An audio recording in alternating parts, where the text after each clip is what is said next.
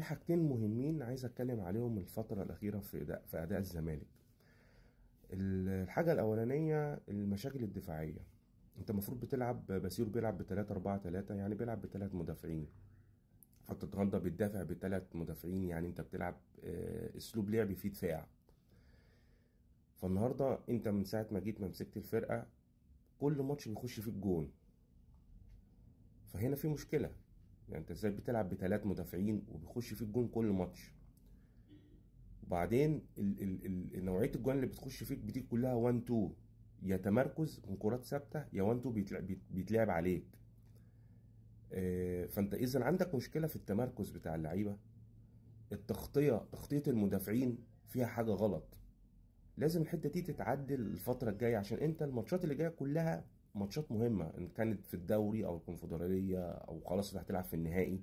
لازم الحاجات دي تتعالج قبل ما تخش الفتره اللي جايه دي اول حاجه. تاني حاجه بناء الهجمه من تحت. انت عندك مشكله في الحته دي. انت اللعيبه تحت باصه التانيه التالته الكره بترجع لصبحي وبعد كده بتتلعب طوليه. مفيش لعيب عندك في خط النص بيستلم الكره ويبني الهجمه. ما عندكش الحته دي خالص. انت بيحصل عليك ضغط من 5 أو 6 لعيبه، باصه التانيه التالته الكره بترجع لصبحي وبتتشاط قدام. مفيش طلوع بالكره صح.